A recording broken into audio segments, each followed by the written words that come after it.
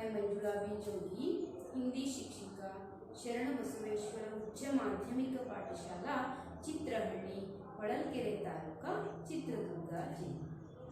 बच्चों, आज हम हिंदी वल्लरी तृतीय भाषा हिंदी 9वीं कक्षा की कविता यानी पद्य पाठ का भाग 2 यानी पहला भाग मैंने आपको समझाया है। अभी दूसरा भाग हम देखते जाएंगे।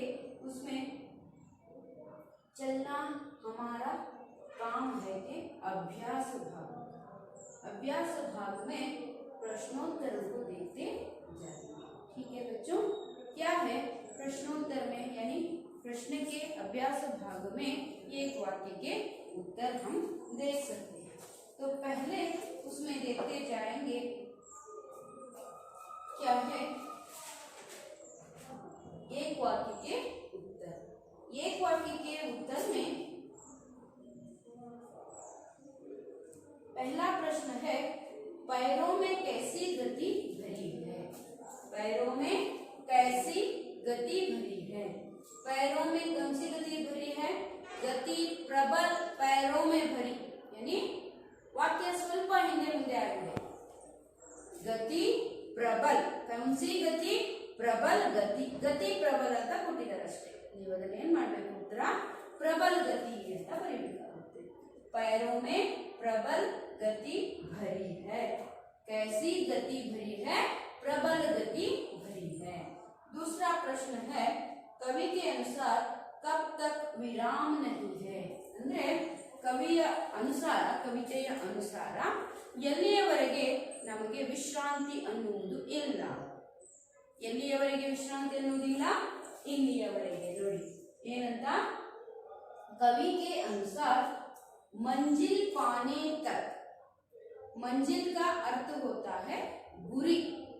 गुरी ತಲುಪುವವರೆಗೆ, गुरी ಮುಟ್ಟುವವರೆಗೆ ಅಂದ್ರೆ मंजिल पाने तक जीवन की गति क्या है, यानी यहाँ पर विराम हमें नहीं है। ಎಲ್ಲಿಯವರೆಗೆ ವಿಶ್ರಾಂತಿ ತಗೋಬಾರದು ಅಂತ ಹೇಳ್ತಾರೆ ಅಂದ್ರೆ, ನಾವು ಏನು ಉದ್ದೇಶ ಇಟ್ಕೊಂಡಿದ್ದೀವೋ, ನಾವು ಏನು ಗುರಿ ತಲುಪಬೇಕು ಅಂತ ಅನ್ಕೊಂಡಿದ್ದೀವೋ ಅದನ್ನ ಮುಟ್ಟುವವರೆಗೆ, ಗುರಿ ತಲುಪುವವರೆಗೆ ನಮಗೆ ವಿಶ್ರಾಂತಿ ಅನ್ನೋದು ಇಲ್ಲ ಅಂತ ಅರ್ಥ। ಹಾಗಾಗಿ उस प्रश्न का उत्तर होता है, कवि के अनुसार मंजिल पाने तक ಅಂದ್ರೆ ಗುರಿಯನ್ನ ಮುಟ್ಟುವವರೆಗೆ विराम नहीं है, विश्रांति ಅನ್ನೋದು ಇಲ್ಲ ಅಂತ अर्थ। उसके बाद अब तीसरा प्रश्न है, हमारा काम क्या है। ಏನು ಪ್ರಶ್ನೆ ಇದೆ, हमारा काम क्या है। ಹಾಗಾದ್ರೆ हमारा काम क्या है, ನಮ್ಮ ಕೆಲಸವೇನು ಅಂತ ಪ್ರಶ್ನೆ। हमारा काम है चलना, चलते ही रहना। ಜೀವನದ ದಾರಿಯಲ್ಲಿ ನಡೆಯುವುದೇ ನಮ್ಮ ಕೆಲಸ। हमारा काम कौन सा है? हमारा काम चलते ही रहना। कहाँ? जिंदगी के राह में, ಜೀವನದ ದಾರಿಯಲ್ಲಿ, ಜೀವನದ ಪಯಣದಲ್ಲಿ ಅಂತ ನಾವು ಹೇಳ್ತೀವಿ। ನೆಕ್ಸ್ಟ್ ಪ್ರಶ್ನೆ ಇದೆ, कवि किसकी खोज में भटक रहे हैं। खोज यानी ಹುಡುಕು, ढूंढ ಅಂತ ಕರೀತಾರೆ। ಹಾಗಾದ್ರೆ ಕವಿ ಕಿಸ್ಕಿ ಖೋಜ್ ಮೇ, ಏನನ್ನ ಹುಡುಕುವುದರಲ್ಲಿ ಅಂತ ಅರ್ಥ। ಕವಿ ಪೂರ್ಣತಾ ಕಿ ಖೋಜ್ ಮೇ ಅಂದ್ರೆ ಗುರಿ ಮುಟ್ಟುವ ಒಂದು ಇದರಲ್ಲಿ, ಹುಡುಕುವಿಕೆಯಲ್ಲಿ ಪೂರ್ಣತಾ ಸಫಲರಾಗೋದು ಅಂತ ಅರ್ಥ। ನಾನೇನು ಅನ್ಕೊಂಡಿದ್ದೀನೋ ಅದನ್ನ ಸಾಧಿಸಿದ ಮೇಲೆ ಅದು ಪೂರ್ಣಗೊಳ್ಳುತ್ತೆ। ಆ ಪೂರ್ಣತಾ ಕಿ ಖೋಜ್ ಮೇ ಅಂತ ಅರ್ಥ ಬರುತ್ತೆ। कवि पूर्णता की खोज में भटकते रहे। भटकना ಅಲೆದಾಡುವುದು ಅರ್ಥ ಆಯ್ತು। ಎಲ್ಲಿಯವರೆಗೆ ಅಲೆದಾಡ್ತಾ ಇದ್ರು? ತನ್ನ ಗುರಿ ಮುಟ್ಟುವವರೆಗೆ, ಸಫಲತೆಯನ್ನ ಪಡೆಯುವವರೆಗೆ ಭಟಕತೆ ರಹೆ, ಹೀಗೆ ಅರ್ಥ ಬರುತ್ತೆ। ಐದನೇ ಪ್ರಶ್ನೆ ನೋಡೋದಾದ್ರೆ, अब अभी 5वां प्रश्न है, प्रत्येक पग पर क्या अटकता रहा है? प्रत्येक पग पर, ಪ್ರತಿಯೊಂದು ಪಗ್ ಯಾನಿ ಹೆಜ್ಜೆ ಪಾದ ಅಂತ ಹೇಳಿದೀನಿ. ಪ್ರತಿಯೊಂದು ಹೆಜ್ಜೆಗೂ ಹೆಜ್ಜೆಗೂ ನಮಗೆ ಮುಸೀಬತೆ ಸಾಮನೆ ಖಡೆ ಹೋ ಜಾತೆ, ತೊಂದರೆಗಳು ಅಡೆತಡೆಗಳು ನಮಗೆ ಮುಂದೆ ಬರ್ತವೆ, ಹೌದು ತಾನೆ? ಹಾಗಾಗಿ ಕವಿ ಏನ್ ಹೇಳ್ತಾರೆ ಇಲ್ಲಿ ಅಂತ ಹೇಳಿದ್ರೆ, ಪ್ರತ್ಯೇಕ ಪಗ ಪರ್ ಕ್ಯಾ ಅಟಕ್ತಾ ರಹಾ. ನಾನು ಹೇಳಿದ್ದೆ ಇಲ್ಲಿ ರೋಡಾ ಅಂತ ಶಬ್ದ ಇದೆ, ನಿಮ್ಗೆ 2-3 ಸಾರಿ ಹೇಳಿದೀನಿ. ರೋಡಾ का अर्थ होता है ಇಟ್ಟಿಗೆ, ಕಲ್ಲಿನ ಒಂದು ತುಂಡು, ಬಂಡೆಗಲ್ಲು. ಅಂದ್ರೆ ಇಲ್ಲಿ ನಾವು ತಗೋಬೇಕಾಗಿರೋದು ಜೀವನದಲ್ಲಿ ಕಲ್ಲು ಅಡ್ಡ ಬಂದಿದೆ ಅಂತ ಅಲ್ಲ, ತೊಂದರೆಗಳು ಎದುರಾಗಿದೆ ಅಂತ ಅದರ ಅರ್ಥ ಆಗುತ್ತೆ. ಹಾಗಾದ್ರೆ ನಾವು ಅದರಲ್ಲಿ ಏನ್ ನೋಡ್ಬೇಕಾಗುತ್ತೆ, ಜೀವನದಲ್ಲಿ ಏನು ಅಡೆತಡೆಗಳು ಬಂದಿದೆ ಅಂತ ಹೇಳಿದ್ರೆ ನಾವು ನೋಡೋಣ. ಪ್ರತ್ಯೇಕ ಪಗ್ ಪರ್ ರೋಡಾ ಅಟಕ್ತಾ ರಹಾ, ತೊಂದರೆಗಳು ನಮಗೆ ಎದುರಾಗ್ತವೆ. ಪ್ರತಿಯೊಂದು ಹೆಜ್ಜೆಗೂ ನಾವು ತೊಂದರೆಗಳನ್ನ ಎದುರಿಸಬೇಕಾಗುತ್ತೆ. ಆ ತೊಂದರೆಗಳು ಅನ್ನೋ ಶಬ್ದಕ್ಕೆ ರೋಡಾ ಅಂತ ಕೊಟ್ಟಿದ್ದಾರೆ, ನೆನ್ಪಿಟ್ಕೊಳ್ಳಿ. ಇದು ನೆನ್ಪಿರೋದಿಲ್ಲ. ತೊಂದರೆ ಮುಸೀಬತ್ತು ನೀವೇನಾದ್ರೂ ಮುಷ್ಕಿಲೆ ಅಂತ ನೀವು ನೆನ್ಪಿಟ್ಕೊಳ್ತೀವಿ, ಬಟ್ ರೋಡಾ ಶಬ್ದ ನಿಮಗೆ ಒಂದು ಕಲ್ಲು ಬಂಡೆ ಅನ್ನೋತರ, ಅಡೆತಡೆ ಅನ್ನೋತರ ಅದನ್ನ ತಗೋಬೇಕಾಗುತ್ತೆ. ಹಾಗಾಗಿ ಇದೇ ಶಬ್ದವನ್ನ ನೀವಿಲ್ಲಿ ಉಪಯೋಗ ಮಾಡಬೇಕಾಗುತ್ತೆ. ನಾನು ಹೇಳಿದ್ದೀನಿ ಮಕ್ಕಳು, ನಿಮಗೆ ವಾಕ್ಯವನ್ನ ಬರೆಯುವಂತ ಸಂದರ್ಭದಲ್ಲಿ ನಮ್ಗೆ ಹಲವಾರು ಅದೇ ಪರ್ಯಾಯ ಅರ್ಥವನ್ನ ಕೊಡುವಂತ ಶಬ್ದಗಳು ಸಿಗುತ್ತೆ. वही अर्थ देने वाले बहुत सारे शब्द मिलते हैं, लेकिन हम क्या करते हैं उसमें चूज ಅಂದ್ರೆ ಆಯ್ಕೆ ಮಾಡ್ಕೊಳ್ಳೋದು, चुनते हैं, है ना?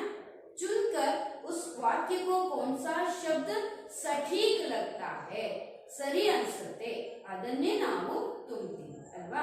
हालांकि ये रोड़ा शब्द सटीक लगता है, इसीलिए यहाँ पर हम रोड़ा शब्द को उपयोग करते हैं।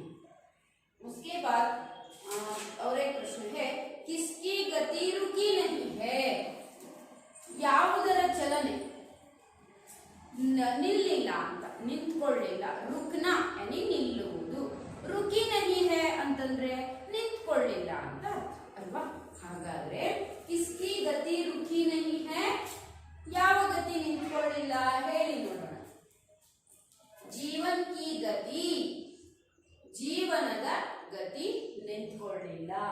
जीवन की गति रुकी नहीं है। उसके बाद 7वां प्रश्न है, चलना हमारा काम है के कवि कौन है ಅಂತ. ಇದು ಸರಳ ಪ್ರಶ್ನೆ, ನೀವೆಲ್ಲ ಆಗ್ಲೇ ಕಲ್ತಿದ್ದೀರಾ, है ना? सीखा है आप। क्या है चलना हमारा काम है के रचयिता या कवि कौन है? ಶಿವಮಂಗಲ್ ಸಿಂಹ ಸುಮನ್ ಅಂತ ನಾವು ಹೇಳ್ತೀವಿ ಅಲ್ವಾ? ಹಾಗಾಗಿ ಇಲ್ಲೂ ಸಹ ಅದೇ ಅವರ ಹೆಸರನ್ನ ಬರೆಯಲಾಗಿದೆ.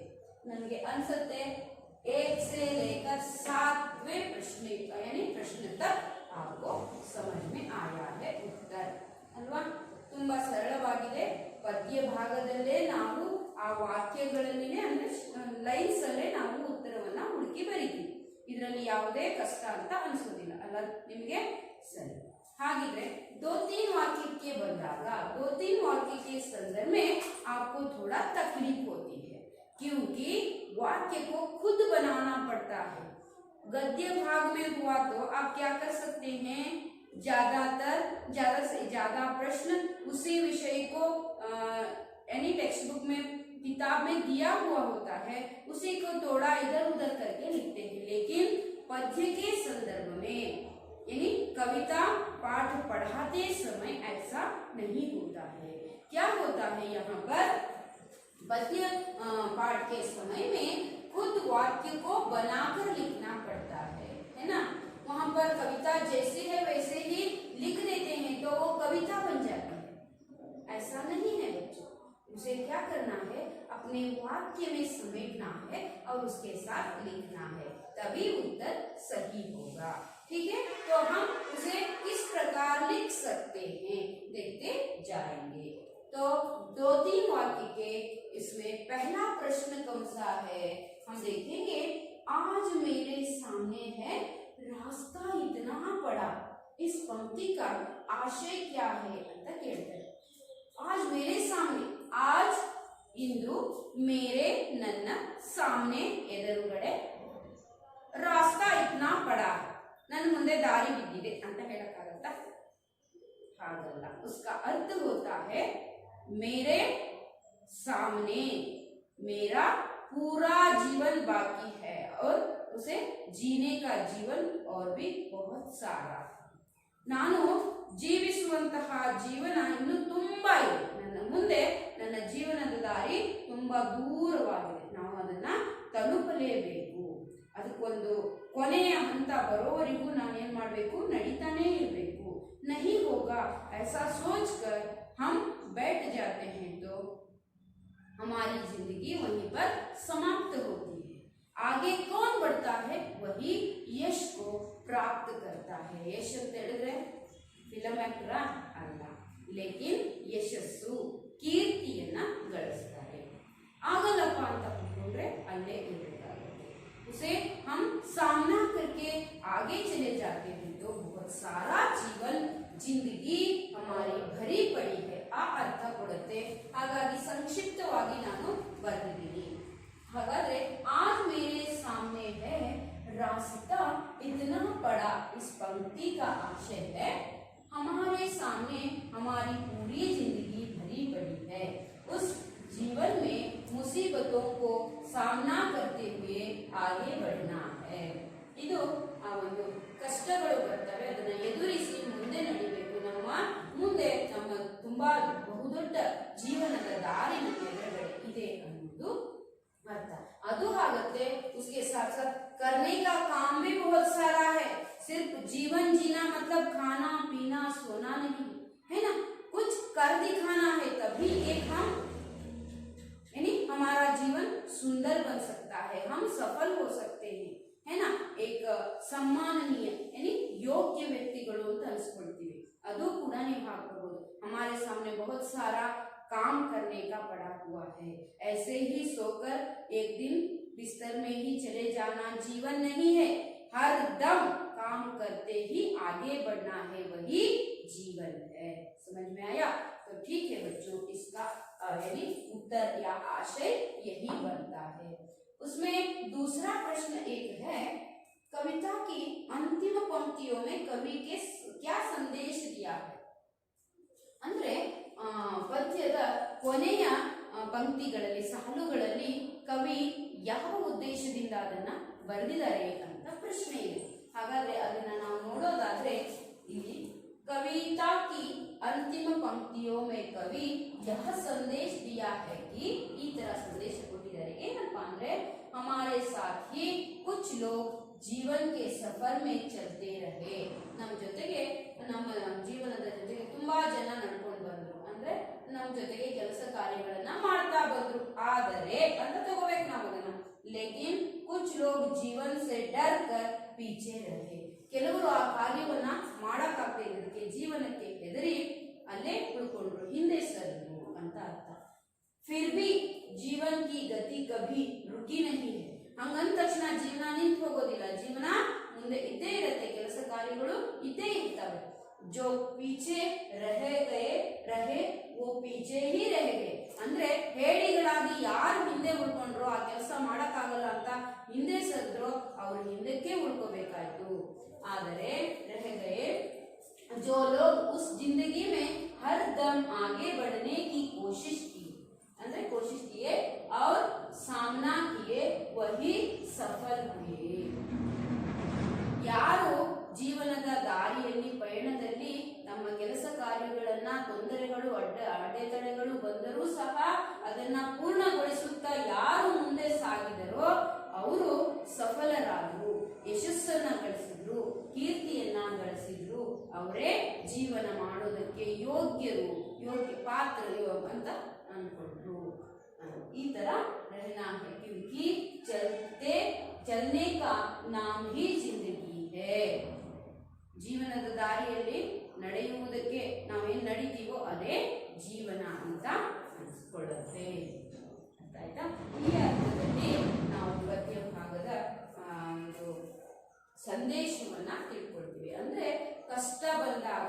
ಸಿಕ್ಕದೆ, ಸುಖ ಬಂದಾಗ ಹಿಗ್ಗದೆ, ನಾವು ಹಿಡಿದ ಕಾರ್ಯವನ್ನ ನಮ್ಮ ಗುರಿ ತಲುಪುವವರೆಗೂ ಅದರಲ್ಲೇ ನಾವು ನಿರಂತರವಾಗಿ ಸಾಧನೆಯನ್ನ ಮಾಡ್ತಾ ಹೋದ್ರೆ ಸಾಧನೆಗೆ ಯೋಗ್ಯ ವ್ಯಕ್ತಿಗಳಾಗ್ತೀವಿ.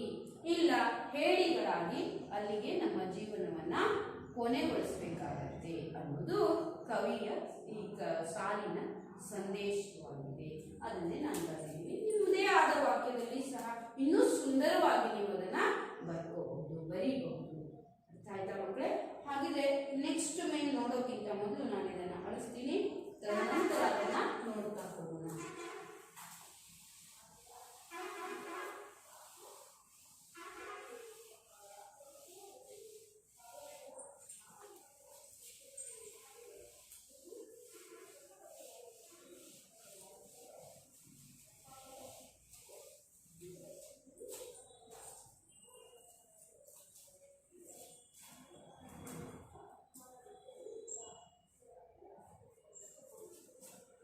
इसमें तीसरा जो मेन है, तुकांत शब्दों को पहचान कर लिखिए।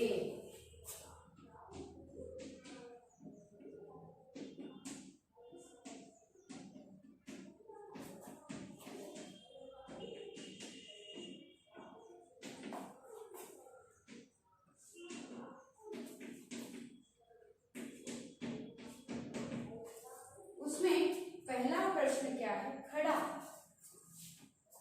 ಪ್ರಾಸಬದ್ಧ ಪದಗಳನ್ನ ಹುಡುಕಿ ಬರೆಯಿರಿ ಅಂತ ಪ್ರಶ್ನೆ. ತುಕಾಂತ ಶಬ್ದ ಅಂತ ಹೇಳುದು. ಹಾಗಾದ್ರೆ ಇಲ್ಲಿ ನಾವು ನೋಡ್ತಾ ಹೋಗೋಣ. ಖಡ ಇದಕ್ಕೆ ಏನ್ ಬರುತ್ತೆ? ಎಸ್, ಪಡ. ನಾನು ಕೇವಲ ಉತ್ತರವನ್ನಷ್ಟೇ ಬರೀತೀನಿ. दूसरा है विराम, है ना? विराम के सामने काम।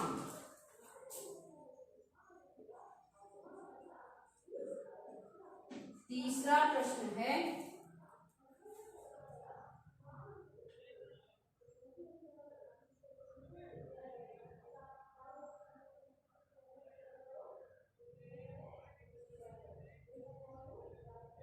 और काम। काम भी वही दिया गया है, अभिराम और फिर काम। ये क्या है? विराम। चौथा है फिर काम, उत्तर।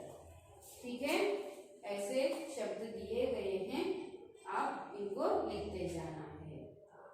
और यहाँ पर चौथा मेन है, निम्नलिखित पंक्तियों को सही शब्दों से भरिए। कुछ पंक्तियां दी गई है इधर, उनको क्या करना है? आप लोग उसमें जो खाली जगह है उसे भरना होगा। उसमें हम देखते जाएंगे, फिर क्यों रहूं। आगे का जो शब्द क्या है? डैश डैश है, तब इधर फिर क्यों रहूं। मैं उत्तर सिर्फ लिखता हूं, डर डर। उसके बाद खड़ा वहीं पर लिखा गया है ना? उसमें दूसरा प्रश्न है, तब तक मुझे न विराम है। तब तक ಅಂತ ಕೊಟ್ಟಿದ್ದಾರೆ, मुझे न विराम है ಅಂತ ನೀವು ಬರೀಬೇಕಾಗುತ್ತೆ. तीसरा जो प्रश्न है उसमें हम देखेंगे, कुछ डैश से फिर गए, कुछ डैश से बीच ही से, ಅದನ್ನ ನಾವೇನ್ ಮಾಡಬೇಕು? ಕುಚ್ ಮುಂದೆ बीच ही से ಅಂತ ನೀವು ಉತ್ತರವನ್ನ ಬರೀಬೇಕಾಗುತ್ತೆ. से वहीं पर है, बीच बीच ही ಅಂತ ನೀವು ಬರೀಬೇಕು. नेक्स्ट ನೋಡೋಣ, जो गिर गए सो गिर ಅಂತ ಬರೀಬೇಕು.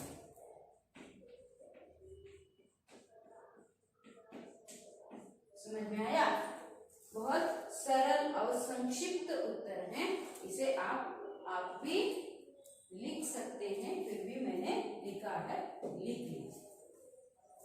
नेक्स्ट में देखते जाएंगे, यहाँ पर पांचवा में उचित विलोम शब्दों को छांट कर लिखिए ಅಂತ ಕೊಟ್ಟಿದ್ದಾರೆ.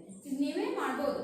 ಬಾಕ್ಸ್ ಅಲ್ಲಿ ನಿಮಗೆ ಉತ್ತರಗಳನ್ನ ರೆಡಿ ಉತ್ತರಗಳನ್ನ ಅವರು ಕೊಟ್ಟಿದ್ದಾರೆ है ना.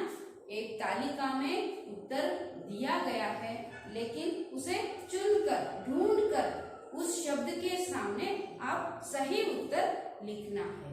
तो विराम इसके सामने जो विलोम शब्द कौन सा लिख सकते हैं? विराम. उसमें है आराम, अपूर्णता, विनाश, अविराम, सफलता, असफलता, मरण ಅಂತ ಎಲ್ಲ ಇದೆ. ಹಾಗಾದ್ರೆ ವಿರಾಮ ಮುಂದೆ ನೀವೇನ್ ಬರಿಬೇಕು? ಎಷ್ಟನೇ ಮೇನು? 5ನೇ ಮೇನಲ್ಲಿ अविराम है ना. उसमें दूसरा प्रश्न है यानी दूसरा शब्द है पूर्णता. उसे क्या कर सकते हैं? अपूर्णता अल्वा. अंगे ताने विरुद्ध पद. हाಗಾಗಿ इसका विलोम अर्थ होता है अपूर्णता. उसके बाद निराशा. निराशा को ಏನ್ ಮಾಡಬಹುದು? आशा. आशा निराशा. आशा निराशा. आसे निराशे ಅಂತ ಬರುತ್ತೆ. उसके बाद सफलता. सफलता क्या होता है? असफलता है ना. हम देखते हैं असफलता एक चुनौती है, इसे स्वीकार करो. क्या कमी रह गई देखो और सुधार करो. जब तक न सफल हो नींद चैन को त्यागो तुम. संघर्ष का मैदान छोड़कर मत भागो तुम. कुछ किए बिना ही जय जयकार नहीं होती. कोशिश करने वालों की कभी हार नहीं होती ಅಂತ ಒಂದು 10ನೇ ಕಕ್ಷಾದಲ್ಲಿ ಪದ್ಯ ಭಾಗ. ಅದರಲ್ಲಿ ಸಫಲತಾ ಅಂತ ಇದೆ. ಇಲ್ಲಿ असफलता सफलತೆಯ विरुद्ध पद यानी विलोम अर्थ होता है असफलता ಅಂತ ನೀವು ಓದಬೇಕು. ನೆಕ್ಸ್ಟ್ ನೋಡೋಣ सामने. ಏನ್ ಬರೀತೀರಾ? सामने ಮುಂದೆ. सामने ಅಂದ್ರೆ ಎದುರಿಗೆ. ಹಾಗಾದ್ರೆ ಹಿಂದೆ ಅನ್ನಕ್ಕೆ ಏನಂತೀವಿ? ಪೀಛೆ अल्वा. हाಗಾಗಿ नेक्स्ट ನೋಡೋಣ जन्म. जन्म का विलोम अर्थ होता है मरण अल्वा. ಹೀಗೇನೆ ಅದರಲ್ಲಿ ಯಾವ ಶಬ್ದ ಬೇಕೋ ಅದನ್ನ ಆಯ್ಕೆ ಮಾಡಿ ನೀವು ಬರಿಬೇಕಾಗುತ್ತೆ. ಉಳಿದ ಶಬ್ದಗಳನ್ನ ಹಾಗೆ ಬಿಡಬೇಕಾಗುತ್ತೆ. 6ನೇ ಮೇನ್ ನೋಡೋದಾದ್ರೆ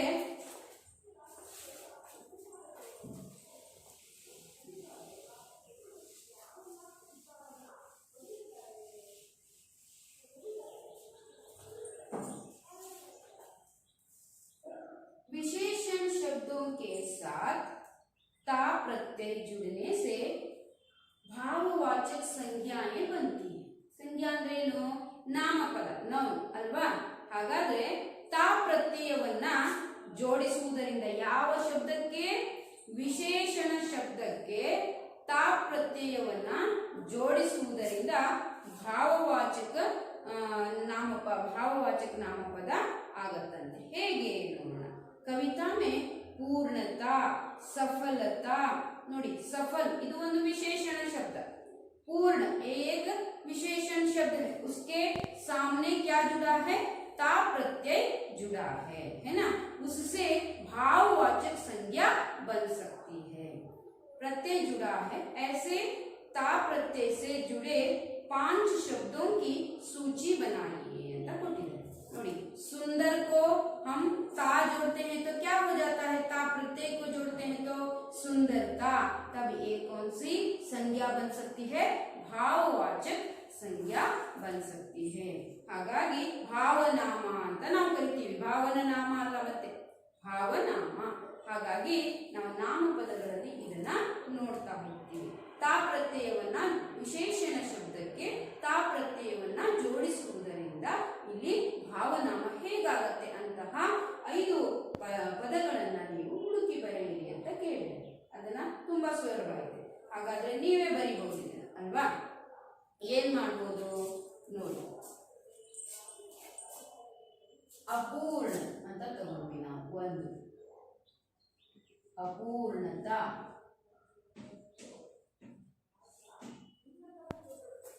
ಕ್ರೂರ ಅಂತ ತಗೊಂಡ್ವಿ. ಅದನ್ನೇನಾಗುತ್ತೆ? ಕ್ರೂರತ. ಹೌದಾ? ಮಧುರ್ ಅಂತ ತಗೊಂಡ್ವಿ ನಾವು. ಅದೇನಾಗುತ್ತೆ? मधुरता.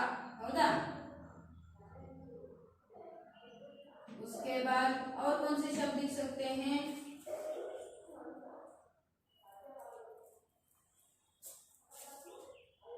उसमें भटक, भटकता है ना। उसके बाद और एक शब्द कौन सा लिख सकते हैं?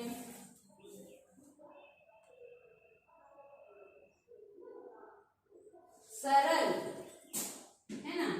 सरल के सामने क्या करते हैं हम? ता प्रत्यय जोड़ते हैं. सरलता. ಈ ರೀತಿ ತಾ ಪ್ರತ್ಯಯವನ್ನ ಜೋಡಿಸುವುದರಿಂದ ಯಾವ ನಾಮ ಆಗುತ್ತೆ? ಭಾವವಾಚಕ ಸಂಜ್ಞಾ.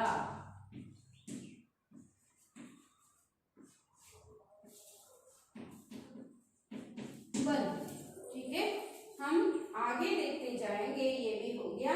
उसमें देखिए 7वां मेन जो है, इस कविता की प्रथम 7 पंक्तियों को कंठस्थ कीजिए ಅಂತ ಕೊಟ್ಟಿದ್ದಾರೆ. मैं कल की जो कक्षा में भी कहा था, क्या है? गति प्रबल पैरों में भरी, फिर क्यों रहूं दर दर खड़ा, जब आज मेरे सामने है रास्ता इतना बड़ा, है ना। जब तक मंजिल न पा सकूं तब तक मुझे न विराम है, चलना हमारा काम है. इಷ್ಟು ಸಾಲುಗಳನ್ನ ನೀವು ಕಂಠಪಾಠವನ್ನ ಮಾಡಬೇಕು. ಕಂಠಸ್ಥ करना है. ठीक है.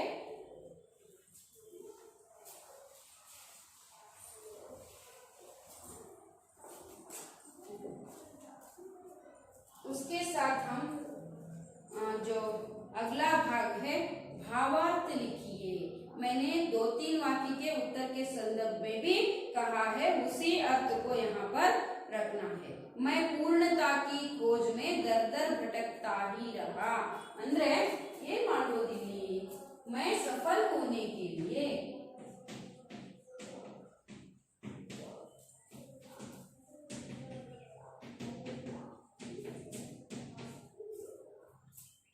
क्या हुआ? दर दर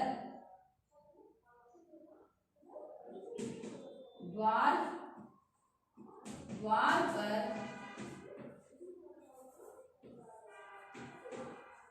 भटकता रहा. हर एक पग पर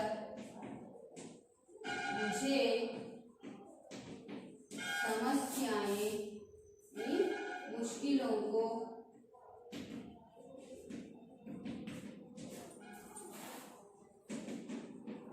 सामना करना पड़ा.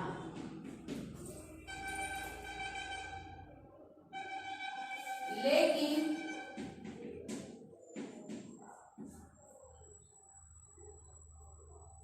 निराश नहीं होना है मुझे.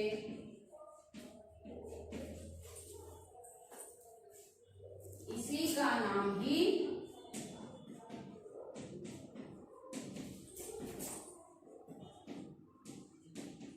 जीवन है ಅಂತ ನೀವು ಭಾವಾರ್ಥವನ್ನ ಬರಿಬೇಕಾಗುತ್ತೆ. उसके बाद 9वां ಮೇನ್ है, ಅಂದ್ರೆ 9ನೆಯ ಮೇನ್ ಅನ್ನ ನಾವು ನೋಡೋದಾದ್ರೆ अनुरूपता के प्रश्न है. उस अनुरूपता में देखते जाएंगे. जन्म मरण ಅಂತ ಇದ್ರೆ ಹಾಗಾದ್ರೆ ಬಹುತ್ ಏನಾಗುತ್ತೆ? ಕಮ್ ಆಗುತ್ತೆ. ಉತ್ತರ ಕಮ್ ಅಂತ ಬರೀಬೇಕು. ನೆಕ್ಸ್ಟ್ ಚಲನ ಚಲಾನ, ಇದು ಪ್ರೇರಣಾರ್ಥಕ ಕ್ರಿಯೆ. ಗಿರ್ನ ಗಿರಾನ, ಬೀಳುವುದು ಬೀಳಿಸುವುದು.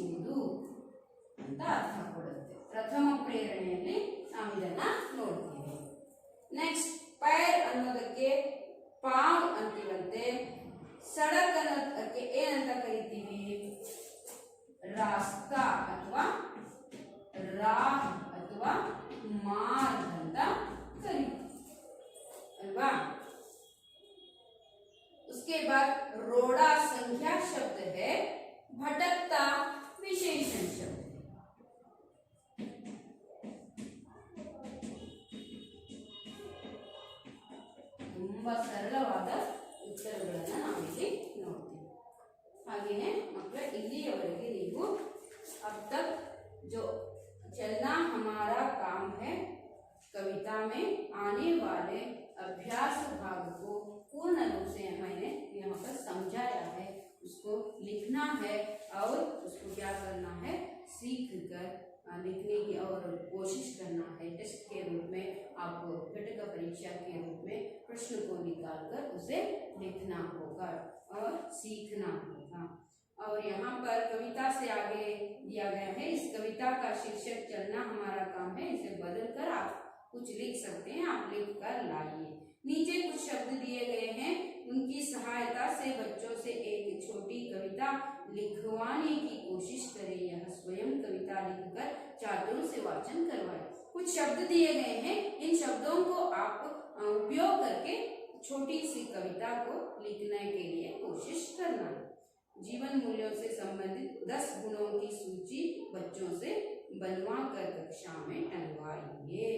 ಜೀವನದ ಮೌಲ್ಯಗಳ ಒಂದು 10 ಗುಣಗಳನ್ನು, ಯಾವುದು ಒಳ್ಳೆಯದು ಅನ್ನುವಂಥ ಜೀವನದ ಮೌಲ್ಯಗಳ ಗುಣಗಳನ್ನು 10 ಗುಣಗಳನ್ನು ಬರೆದು ಸೂಚಿ ತಯಾರು ಮಾಡಿಕೊಂಡು ಬರಬೇಕಾಗುತ್ತೆ. ಇಲ್ಲಿಯವರೆಗೆ ಮಾಡಿದಂಥ ಪಾಠ ತಮಗೆ अर्थवाಗಿದೆ ಅಂತ ಅಂದ್ಕೊಳ್ತೀನಿ. है ना बच्चों, आपको ये अभ्यास भाग समझ में आया है. ऐसा समझते हुए धन्यवाद समर्पण करती हूँ. धन्यवाद.